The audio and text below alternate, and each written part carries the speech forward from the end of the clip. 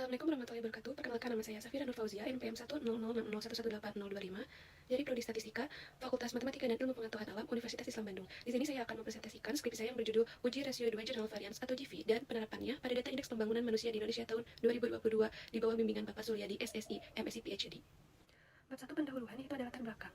Beberapa ukuran data multivariat, salah satunya adalah general variance. General variance merupakan salah satu alat yang digunakan untuk pengukuran variabilitas pada data pengamatan bersifat multivariat. Pada penelitian ini, kami tertarik untuk menerapkan metode Jafari untuk mengetahui apakah kedua general variance dari dua kelompok penyusun indeks pembangunan manusia di Indonesia tahun 2022 sama atau tidak, dan bagaimana selang kepercayaan rasio kedua kelompok tersebut. Kedua kelompok variabel tersebut adalah variabel ekonomi yang terdiri dari data PDRB, produk domestik regional bruto, dan data pengeluaran per kapita, dan variabel 2, pendidikan yang terdiri dari harapan nama sekolah dan rata-rata nama sekolah.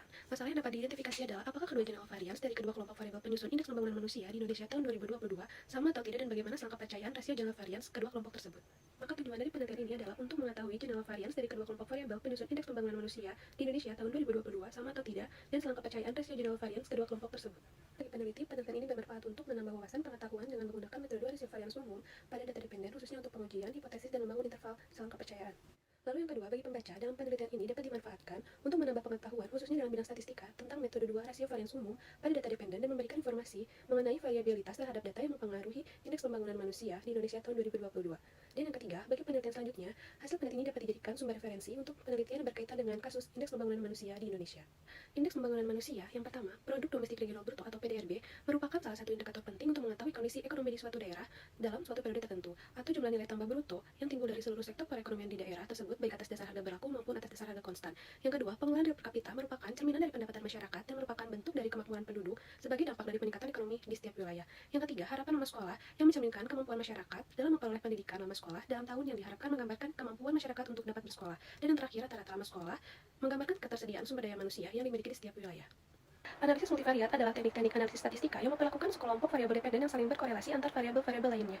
Pada gambar di samping, penyajian data multivariat dalam bentuk matriks dan ada dalam bentuk matriks X dengan N baris dan P kolom. Vektor rata-rata. Misalkan X merupakan matriks pengukuran N, pengamatan, dan P variabel, vektor rata-rata sampel X dapat didefinisikan sebagai berikut. Lalu yang kedua, matriks varian covariance. Varians dari variabel acak X dinotasikan sebagai var X dan didefinisikan sebagai berikut. Sedangkan covariance adalah ukuran keterkaitan antar dua variabel, misal variabel X dan Y. Covariance dinotasikan cov XY atau sigma dari XY. Covariance dari variabel acak X dan Y didefinisikan sebagai berikut. Lalu, matriks covariance menggambarkan varian setiap peubah acak serta covarian antar peubah acak. Penuga bagi sigma adalah S yang dinyatakan sebagai berikut. Varian sampel yang sering digunakan untuk menggambarkan jumlah variasi dalam pengukuran pada suatu variabel. Lalu ada effective variance. Effective variance bisa disebut juga sebagai variabilitas rata-rata yang didefinisikan sebagai berikut. Lalu yang terakhir ada total variance. Total variance sampel salah satu ukuran yang menunjukkan sebaran data. Semakin besar total variance sampel, maka data tersebut semakin bervariasi, atau begitu sebaliknya. Total variance sampel didefinisikan sebagai elemen diagonal dari matriks covariat S. Pengujian distribusi normal multivariat menggunakan hipotesis sebagai berikut. H0 data berdistribusi normal multivariat dan H1 data tidak berdistribusi normal multivariat.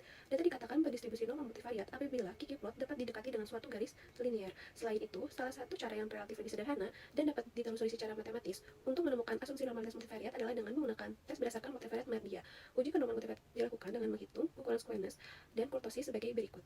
Rasio 2 varians umum atau general variance, penyebaran suatu distribusi univariat ditentukan oleh varian dari distribusi tersebut. Lalu ada rasio 2 general variance, data dua kelompok dari individu yang sama. Jafari 2012 mengembangkan prosedur inferensial untuk rasio 2 varians umum dependen untuk menguji dan membangun interval kepercayaan. Selanjutnya ada generalisasi pada dua general variance dua kelompok variabel dari individu yang sama.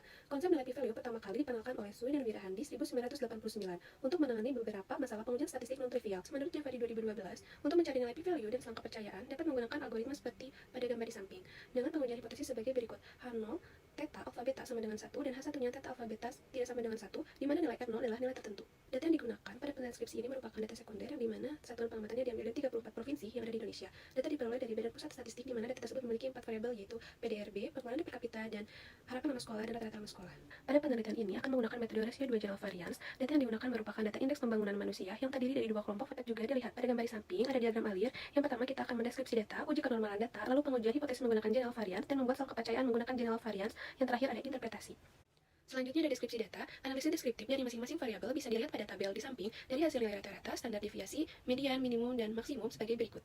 Pengujian distribusi normal multivariat. Uji normalitas multivariat dilakukan untuk mengetahui distribusi dari data hasil penelitian apakah normal atau tidak. Pada penelitian ini, uji normalitas yang digunakan adalah dengan menghitung ukuran skewness dan kurtosis menggunakan Mardia test. Dari uji tersebut, diperoleh bahwa data penyusun indeks pembangunan manusia tahun 2022, yaitu PDRB, pengeluaran per kapita, harapan lama sekolah, dan rata-rata lama sekolah tidak berdistribusi normal multivariat. Maka dari itu, data PDRB, pengeluaran per kapita, harapan lama sekolah, dan rata-rata lama rata-rata sekolah harus melakukan transformasi data untuk mengubah skala ukuran data sehingga dapat memenuhi asumsi-asumsi yang mendasari analisis seragam, dalam hal ini menggunakan transformasi logaritma natural. Selanjutnya, setelah melakukan transformasi pada data, diperoleh bahwa data penyusun Indeks Pembangunan Manusia tahun 2022 di Indonesia, yaitu ada data PDRB, pengeluaran per kapita, harapan nama sekolah, dan rata-rata sekolah berdistribusi normal multivariat. Didapatkan pada data penelitian matrik covariance dengan menggunakan data penelitian sebagai berikut. Selanjutnya ada pada data Indeks Pembangunan Manusia tahun 2022 yang dimana terdapat dua kelompok variabel, yaitu kelompok variabel ekonomi yang terdiri dari data PDRB, produk domestik regional bruto, dan data pengeluaran per kapita. Lalu yang kedua, kelompok variabel pendidikan yang terdiri dari harapan nama sekolah dan rata-rata nama sekolah. Langkah selanjutnya adalah mempartisi matriks variance covariance yang dimana S11 adalah matriks variance covariance untuk kelompok variabel ekonomi dan S22 adalah matriks variance covariance untuk kelompok variabel pendidikan sebagai berikut.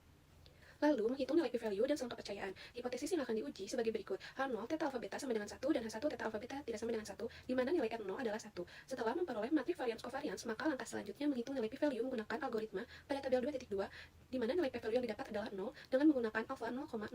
Nilai p-value kurang dari alfa, maka dari itu H0 ditolak. Jadi, rasio variance kelompok variabel ekonomi tidak sama dengan variabel pendidikan. Artinya, variance umum kelompok variabel ekonomi dan kelompok variabel pendidikan pada data penyusun Indeks Pembangunan Manusia di Indonesia tahun 2022 berbeda dan dapat dilihat selang kepercayaan pada histogram data penyusun Indeks Pembangunan Manusia sebagai berikut.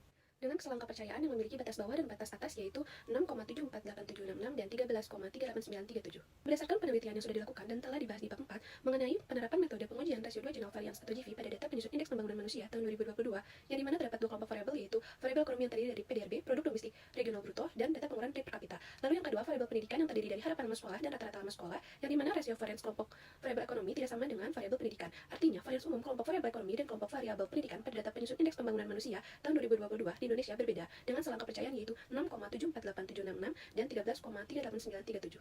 Baik, sekian presentasi dari saya. Terima kasih. Wassalamualaikum warahmatullahi wabarakatuh.